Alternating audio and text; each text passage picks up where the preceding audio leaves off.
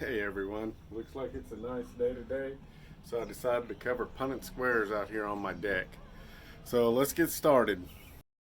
Okay, so let's get started with Punnett squares. What I'm going to do is give you a quick review so we're not spending all day on this, but if you notice on page 170 in the biology book, if you have yours at home, if you don't, that's why I'm going over this. It talks about Punnett squares. Okay, so if we just look down here right quick at the bottom part, you can see they talk about homozygous dominant and homozygous recessive. So I'll start there. If you look at your worksheet, you'll see that it talks about these dominant and recessive traits. If you remember, dominant traits are the ones you see. Recessive is the ones that only manifest when there's no dominant trait present.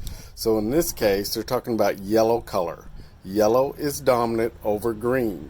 So if you cross a homozygous, meaning two dominant traits this parent has, with a parent that has two recessive traits, what you're going to wind up with is this Punnett square with one allele for a dominant trait and one allele for a recessive trait. So that's where they start out. This is called a monohybrid cross. Now, on the next page, if you'll look over here on this one, okay, at the top of the next page, see, they're talking about two heterozygous that are going to cross, okay? This is a male and a female. Again, they show the yellow trait because they both each have one dominant allele. Therefore, again, if a dominant allele is present, it's going to be shown, and it will mask the recessive trait. But if we do a Punnett square, which is what you're going to do, then you cross two heterozyguses, see, you'll wind up with this type of outcome, which is one with this total dominant trait, two with a dominant and recessive, just like the parents, and the probability is you'll wind up with two recessive traits, and so that green will manifest again. Okay, so what I've done now is I pulled up your worksheet you're going to be doing this week, and if you noticed, I gave you the standards that we're going to cover, and you can read through them if you'd like. But the point is, again, we're covering standards that you're going to need to know for your junior test on science. And again, if you're seniors or you're not going to take the test, this is just basic knowledge you're going to need to know.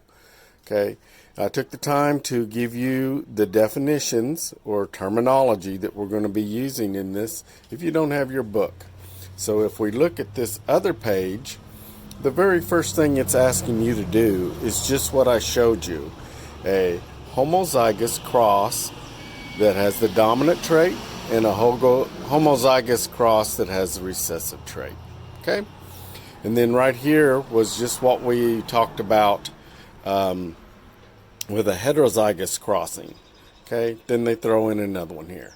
What you're supposed to do is you're just going to make a Punnett square, just what it says, complete the following crosses and give the genotype and phenotype ratios of offspring. Okay, so just really quickly, you're going to do a Punnett square.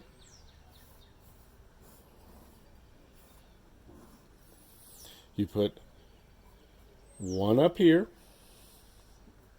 one down here. Okay, you fill in your Punnett square.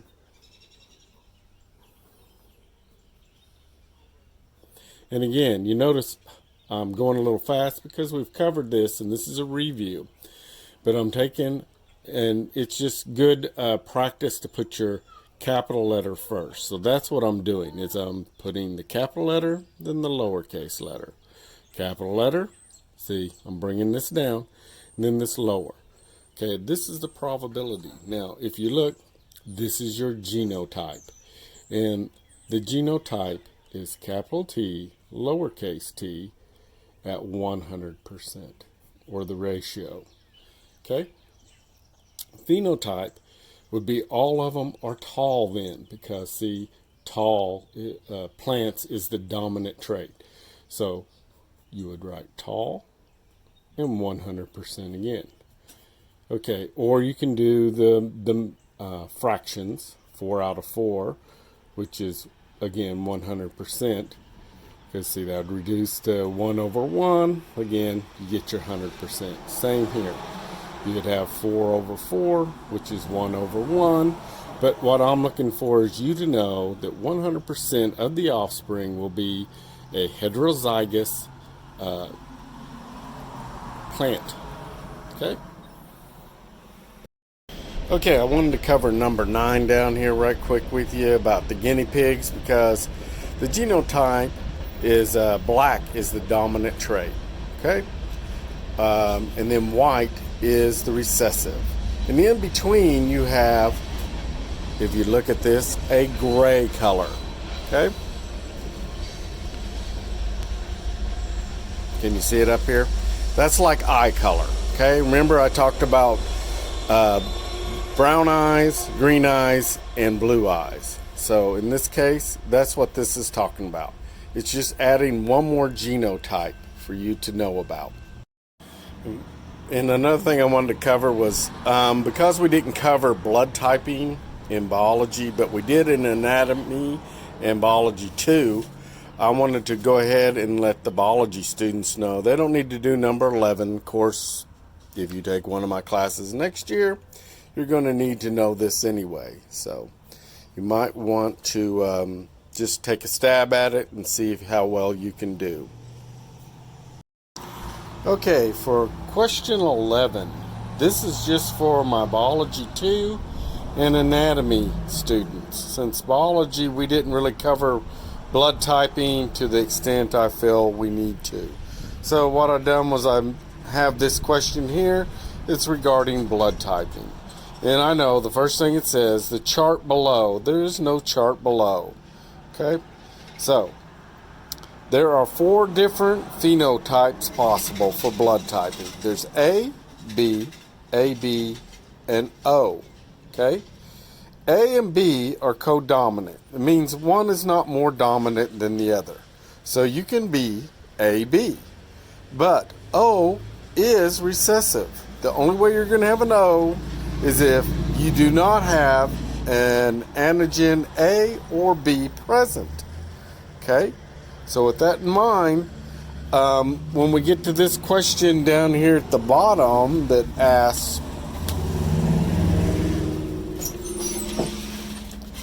in blood drives, there are certain blood types which are more sought after than others. What blood type can be used in more transfusions than others? Which can be used least often? Okay, if you think about movies and stuff, you always hear them in the OR. If someone needs blood, what do they holler? Okay? Well, if you don't remember that, we go back to a Punnett square. Okay?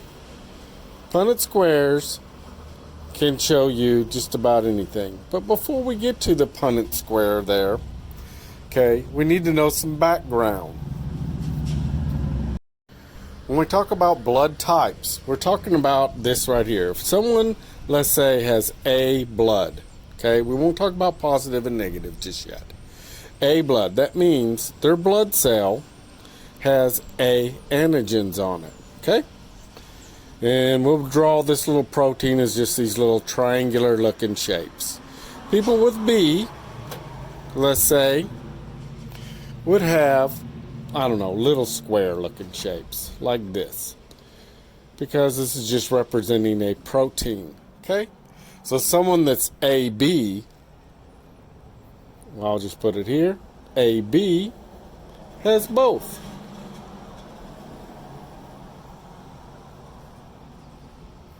The little triangle shapes and the plus shapes. Okay, that's someone that's AB. Okay, well, someone that is O, they just have a blood cell. It has no protein on it. This is someone with O. Okay? So, if a person is A and you try to give them B, their body is going to try to fight it off because they have an antigen in their immune system to fight off this. Okay? So, you can't take someone with A blood and give them B. Okay? But if someone is AB, then you can give them A, or you can give them B. You can even give them O, because O has no protein. So likewise, you can give O to also this person, and this person. Okay? So to get an O, though, that is a recessive trait. You would have to have two little i's. Okay? And the way we show this is with a capital I like this. And since we have to have a little I here, see I'm working backwards with my Punnett square. So this person can either be A or B. See that? Okay? If they have this like this, then they get an A here and a B here. This A will also go over here. And then this B would go down here. So if two people are like this, let's say the male and the female, he's B, she's A, their chances of getting an offspring with A, B blood, see, is 1 out of 4, or 25%. Same here, 25%, 25%, and 25%. Okay? I hope this helps you out on answering these questions. Okay, that's our lesson over Punnett squares. If you have any issues or problems, just get a hold of me. You guys have a good week.